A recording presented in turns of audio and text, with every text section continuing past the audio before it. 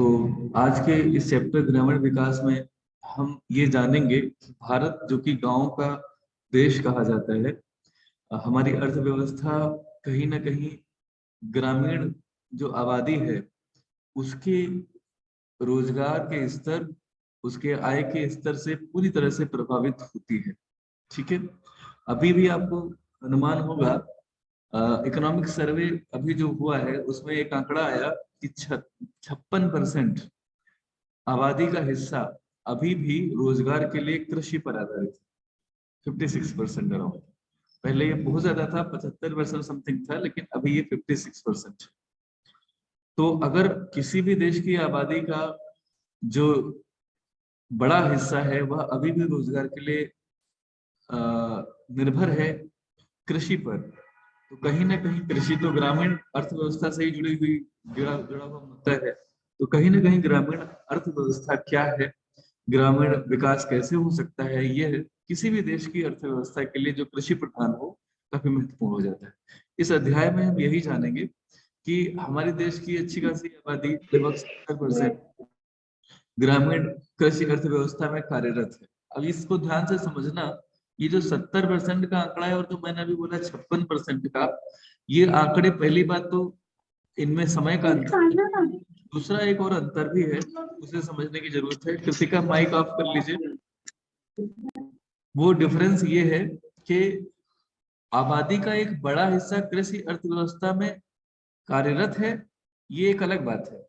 उनकी आमदनी का डिपेंडेंसी 56% है, ये अलग बात है। देखिए, कार्यरत होना ये जरूरी नहीं कि आपकी आमदनी का भी वही जरिया हो। आपको पता है कि हमारे देश में अधिकांश महिलाएं अपने किचन में दिन भर कार्यरत रहती हैं, लेकिन उनकी आमदनी का वो बिल्कुल भी जरिया नहीं है। ऐसे ही तमाम लोग उस वर्ग से भी बिलोंग करते हैं जो काम तो डेली करते हैं, लेकिन उनकी आमदनी कृषि से नहीं होती। जैसे एक ही परिवार के कई सारे लोग हैं, वो एक ही खेत में काम करते हैं, तो वह कार्यरत तो हैं, कृषि कार्य में लगे हुए तो हैं, संलग्न हैं, लेकिन उनकी आमदनी का प्रमुख जरिया वह नहीं है। वो साथ ही साथ कहीं मजदूरी करते हैं, कहीं पार्ट टाइम जॉब करते हैं। ये बेसिकली ये व्यवस्थाएं हैं। तो आप थोड़ा सा डिफरेंस समझ पा रहे होंगे। आबादी का एक बहुत बड़ा हिस्सा, ये लगभग 65% अभी भी माना जाता है, जो कृषि क्रियाओं में संलग्न है। लेकिन जो इकोनॉमिक सर्वे है वो कहता है लेटेस्ट कि 56% लोग अपनी आय के लिए कृषि कार्यों पर निर्भर है। तो आबादी का एक बड़ा हिस्सा कृषि कार्यों में लगा हुआ है, लेकिन आमदनी जो है वह लगभग 56% लोगों की कृषि से आती है। अभी भी ग्रामीण भारत जो है उसकी संख्या अच्छी खासी है। आपको ये भी पता होगा कि हमारे देश में अभी भी ग्रामीण इलाकों में बहुत सारे लोग रहते हैं। अभी भी अधिकांश क्षेत्रफल हमारे देश का ग्रामीण भारत ही है। तो ऐसे में हम ये जानेंगे इस चैप्टर में कि ग्रामीण विकास क्या है, क्यों जरूरी है, इसके लिए सरकारें क्या कर रही हैं, कौन कौन सी योजनाएं हैं, और उन योजनाओं की सफलता में कौन कौन सी समस्याएं रही हैं, उनके लिए सुझाव क्या है कि उन योजनाओं को हम सही से लागू कर सके और ग्रामीण विकास को गति दे सके। ये सब इस अध्याय में पढ़ेंगे। सबसे पहले हम आ जाते हैं, हम बात करते हैं ग्रामीण विकास से तात्पर्य क्या है। एक आंकड़ा ऊपर आप देख सकते हैं, इसको जरूर पढ़ लेना चाहिए कि 2016-17 में भारतीय अर्थव्यवस्था में जो जीडीपी होता है, सकल घरेलू उत्पाद, उसमें कृषि क्षेत्र 17.4% का योगदान दे रहा था। ठीक है, तो अगर किसी भी देश की जीडीपी में कृषि जो क्षेत्र है वह इतना अगर योगदान दे रहा है, तो भी ये काफी महत्वपूर्ण है। उसका कारण है कि ये 17.4% उन लोगों की आय का जरिया बनता है जो कि आबादी में लगभग 70% है, 65% है समथिंग।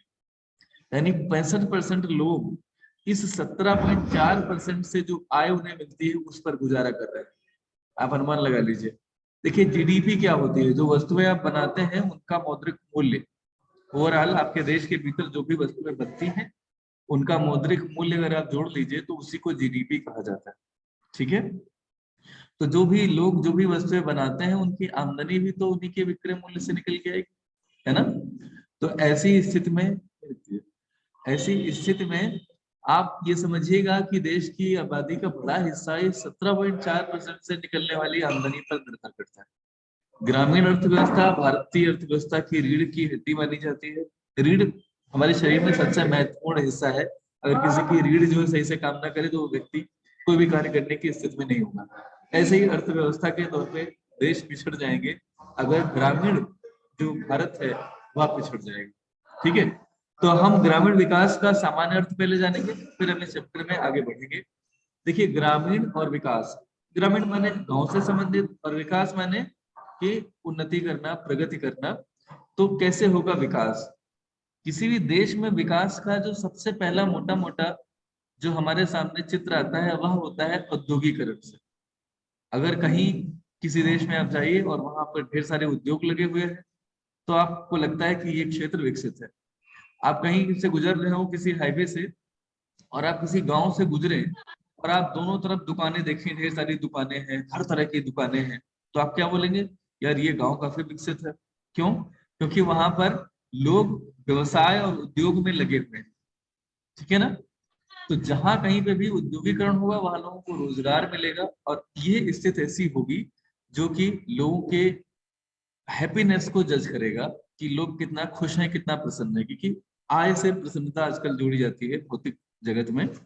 तो आप ये समझ सकते हैं कि ग्रामीण क्षेत्र जो है भारतीय अर्थव्यवस्था के अंतर्गत वह अभी भी बहुत पिछड़े हुए हैं शहरी क्षेत्रों के मुकाबले, क्योंकि वहां औद्योगिकरण नहीं हो पाया है।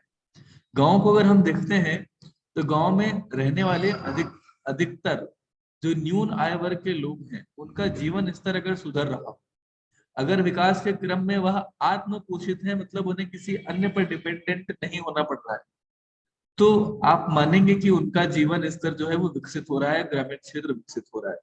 अगर लोगों के पास, जो निम्न वर्ग के लोग हैं, अगर उनके पास आधारभूत सुविधाएं नहीं है तो ग्रामीण विकास सिर्फ और सिर्फ योजना है, वो जमीनी धरातल पे उतर नहीं पाया। ठीक है, बात क्लियर है? जमीनी हकीकत में अभी वो बदल नहीं पाया, धरातल पे वो विकास नहीं उतरा, कागजों में बने। ठीक है, तो भारत में जो ग्रामीण विकास है आप कीजिएगा, वह अर्थव्यवस्था के विकास के सबसे महत्वपूर्ण कारकों में से एक है। कृषि के विकास को अगर आप बढ़ावा देंगे तो ही आप ग्रामीण विकास को धरातल पे उतार सकेंगे। इस समय भारत सरकार ने 2022 तक किसानों की आय दुगुनी करने का एक जो है संकल्प ले रखा है और उसको लागू करने की दिशा में वह कार्यरत है। ऐसा माना जाता है, सरकार का भी ये दावा है कि उन्होंने जो कृषि सुधार कानून 3 पास किए थे वह भी इसी दिशा में उठाया गया एक कदम था। इसको बेसिकली एग्रीकल्चरल रिफॉर्म कहा जाता था, लेकिन ये रिफॉर्म किस हद तक सफल हो पाए ये तो आप देख ही रहे हैं। इन कानूनों का जो असर हुआ, इन्हें वापस लेना पड़ा सरकार को। लेकिन सरकार ने अभी जो बजट जारी किया, कल वित्त मंत्री हमारे देश की जो थी, क्या नाम है उनका, कोई बता सकता है वित्त मंत्री कौन है देश की जिन्होंने कल बजट प्रस्तुत किया? सर निर्मला सीतारमण। निर्मला सीतारमण जी ने ये कहा कि जो है हमारे देश में जो कृषि सुधार है वो सरकार इन्हें लागू करने की कोशिश कर रही थी, ये अभी भी आगे भी जारी रहेंगे, कृषि सुधार भी और आर्थिक सुधार भी, दोनों। तो अपने आप में ये बड़ी बात है। तो वर्तमान में तो खैर जो बजट आया इसका एनालिसिस हम कभी बाद में करेंगे किसी दिन, लेकिन आपके साथ अभी हम पढ़ रहे हैं ग्रामीण विकास क्या है। मोटा मोटा अगर आप इसका खाका समझें तो गांव में जो सबसे पिछड़ा हुआ आदमी है, न्यून आय वर्ग का व्यक्ति, अगर उसके जीवन स्तर में सुधार आ जाए, उसको आधारभूत सुविधाएं मिल रही हैं और इसके लिए किसी की मेहरबानी नहीं है, सरकार ने उसको कोई मुफ्त में नहीं दिया है, वह स्वयं उन संसाधनों को जुटाने में अगर सक्षम है तो उसको ग्रामीण विकास के स्तर पर रखा जाए। ठीक है, कुछ इंफ्रास्ट्रक्चरल डेवलपमेंट तो सरकार करेगी ही, जैसे पानी की टंकी वगैरह लगाना, सड़कें बनवाना, बिजली के तार खिंचवाना, टेलीफोन लाइन, वाईफाई वगैरह सुविधा करना, गांव ग्राम पंचायतों को टेक्नोलॉजी से, कंप्यूटर से, वाईफाई से जोड़ देना, ये सब सरकार करेगी। लेकिन लोगों को आय इतनी मिल सके तो उसी को ग्रामीण विकास के अंतर्गत माना जाए। ठीक है, कुल मिलाकर के आपको पता होगा कि ग्रामीण जनता के सर्वांगीण विकास के लिए, यानी कि उनका हर डायमेंशन जो है वो विकसित हो, इसके लिए ग्रामीण विकास मंत्रालय है और इसके अधीन ग्रामीण विकास विभाग एक बनाया गया है। ये एक नोडल एजेंसी है। नोडल एजेंसी वह एजेंसी होती है जो विभिन्न विभागों के बीच में तालमेल बिठाने के लिए कोऑर्डिनेशन का काम करती है। जो भी योजनाएं होती हैं, अलग अलग डिपार्टमेंट हैं सरकारों के जो ग्रामीण क्षेत्रों में काम करते हैं, उनके बीच में कोऑर्डिनेटिंग एजेंसी, नोडल एजेंसी कहलाती है, जिसको हम ग्रामीण विकास विभाग बोलते हैं। अलग अलग केंद्र की, राज्य की योजनाएं हैं, उनके बीच में कोऑर्डिनेशन बनाने का काम इसका होता है। ये ग्रामीण विकास के सारे दायित्वों का निर्वहन करती है। तो अर्थ हमने जान लिया, पिछड़े व्यक्ति तक सारी सुविधाएं पहुंच जाएं, इसके लिए ग्रामीण विकास मंत्रालय ग्रामीण विकास विभाग नाम की एक नोडल एजेंसी के जरिए सारी योजनाओं को लोगों तक पहुंचाने के लिए प्रयासरत है। इसका उद्देश्य क्या है, जल्दी से हम इसे भी जान लेते हैं थोड़ा सा आज। और वह उद्देश्य है कि गांव में गरीबी को समाप्त कर देना और ग्रामीण जीवन स्तर को उन्नत करना। उन्नत करना मतलब बेहतर करना। दूसरा दूसरा क्या है, इसका लक्ष्य जो है वह है जन सहयोग द्वारा गांव में आर्थिक उन्नति के कार्यक्रमों को सफलतापूर्वक लागू करना, क्रियान्वित करना। जन सहयोग क्या है कि आपने कोई योजना लागू की, उसमें जेसीबी मशीन और विभिन्न मटेरियल वगैरह सरकार ने उपलब्ध कराए, लेकिन श्रमदान गांव के लोगों ने कर दिया। ठीक है, मतलब जा करके जो काम करना चाहिए था वो गांव के लोगों ने बढ़ चढ़ के उसमें हिस्सा ले लिया। इसी को जन सहयोग बोलेंगे। इनके द्वारा गांव में जैसे कोई तालाब खुदवाना था या कोई सड़क बननी थी, लोग निकल नहीं पा रहे थे, पहाड़ से पानी गिर जाता था, कोई पुलिया बनवाना, तो इसमें जन सहयोग के द्वारा ये काम किया जा सकता है। हाँ, अगर इसे मनरेगा के अंतर्गत किया जा रहा है, गांव लोग के लोगों से काम लिया जा रहा है, तो उन्हें मजदूरी भी दी जाती है। लेकिन मान लिया गांव में साफ सफाई का एक अभियान है कि भाई चलो सफाई की जाएगी, तो सफाई करने में जो इंफ्रास्ट्रक्चर, मान लिया कहीं कोई नाली बनती है तो ये तो ग्राम प्रधान बनवा देगा, बजट इसका दे देगा। लेकिन साफ सफाई है, झाड़ू लगाना है या गलियां साफ रखना है, ये तो जन सहयोग से ही संभव हो सकेगा। इसके लिए नौकर थोड़ी लगाए जा सकेंगे गाँव के स्तर पर। बात क्लियर है? तो जन सहयोग से आर्थिक उन्नति के कार्यक्रमों को सफलतापूर्वक लागू करना। आर्थिक उन्नति के कार्यक्रमों में सब कुछ आता है बच्चों, इसमें सैनिटेशन भी आता है, स्वास्थ्य भी आता है, गांव के स्तर पर रोजगार भी आता है। ये सब जन सहयोग के द्वारा और सरकार के सहयोग से जो भी कार्यक्रम है उनको जन सहयोग से लागू करना, ये भी ग्रामीण विकास का लक्ष्य है। तीसरा, कृषि ऋण के दोषों को दूर कर गांव के लोगों की आर्थिक उन्नति में सहयोग करना। ये जो कृषि ऋण होता है जो किसानों को लेना पड़ता है, अगर वो साहूकारों से लेते थे तो उन्हें बहुत ज्यादा ऊंची ब्याज दरों पर लेना पड़ता था। इन दोषों को दूर करना, इसका मतलब यह है कि गांव पे उस तरह के बैंकिंग सुविधाएं दे देना जो गांव के लोगों को बगैर किसी लंबी चौड़ी फॉर्मेलिटी के कम ब्याज दरों पे आसानी से ऋण उपलब्ध करा सके। ठीक है। शिक्षा और संस्कृति का विस्तार करना, कृषि साधनों और समृद्धियों में महत्वपूर्ण परिवर्तन करना, शिक्षा के लिए स्कूल वगैरह खोलना। संस्कृति का मतलब है कि हमारे जो भी मानव मूल्य हैं, गांव की अलग अलग गांव के अलग अलग कल्चर होते हैं बच्चों। जैसे आप पूर्वोत्तर इलाके में चले जाइए, उनके अपने अपने कल्चर हैं। आप थारू जनजाति में चले जाइए, उनका अपना कल्चर है। तो उसको भी बनाए रखना है सरकार की कोशिश, उसको खत्म नहीं करना मॉडर्नाइजेशन के नाम पे। अगर कहीं की कोई विशेष वस्त्र है, कहीं की कोई विशेष गहने हैं, कहीं का कोई विशेष नृत्य है, तो उसको भी प्रिजर्व करके रखना, यही संस्कृति का विस्तार करना, उसको आगे बढ़ाना हो, उसमें जरूरी सुधार करना, लेकिन उसे खत्म न करना, उसको भी सहेज के रखना। कृषि साधनों को भी परंपरागत की जगह मॉडर्न कर देना, और संविधियां मतलब काम करने की जो विधियां हैं, जो टेक्निक्स हैं, उनमें भी अगर जरूरत पड़े तो उसमें परिवर्तन करना। ध्यान रखना, शिक्षा में और संस्कृति में परिवर्तन नहीं है, विस्तार है। कृषि साधन और समृद्धियों में परिवर्तन है। ठीक है, इनमें सुधार किया जा सकता है। परिवर्तन भी कैसा? सकारात्मक, जो सुधार करे। ग्रामीण कुटीर उद्योगों का पुनरुत्थान करना, यानी कि अगर वह खत्म हो रहे हैं या मृत प्राय हैं तो उनकी फाइनेंसिंग करके, उसमें टेक्निकल सपोर्ट दे करके कुटीर उद्योगों को फिर से शुरू करना, और इस तरह से लोगों में आत्मनिर्भरता की उत्कंठा माने इच्छा जागृत करना। सामूहिक जीवन को प्रोत्साहित करने के लिए प्रशिक्षण देना। एक्चुअली अभी जो नया एज शुरू हुआ है, नया जो दौर शुरू हुआ है, इसमें हम सभी लोग प्राइवेसी पसंद बहुत हो गए हैं, दूसरे से मतलब नहीं रहा है। पहले गांव में जैसे ना हम परिवार में रहते हैं, ऐसे लोग गांव में परिवार के तौर पे ही रहते थे, क्योंकि उनके घरों में बाउंड्रीज नहीं होती थी, उनके घरों में बहुत बार दरवाजे तक नहीं होते थे। तो सब लोग सुबह सुबह निकल करके, महिलाएं एक साथ आकर के, पता लगे कोई चावल बीन रही है, कोई दाल बीन रही है, एक साथ मसाले कूटे जा रहे हैं। ये जो व्यवस्था थी, ये सामूहिक जीवन था। अभी वर्तमान में गांव में भी ऐसा रेयर ही रहा है। गांव में भी ताले लग चुके हैं, दरवाजे लग चुके हैं, बाउंड्रीज बन चुकी हैं सबके अपने अपने।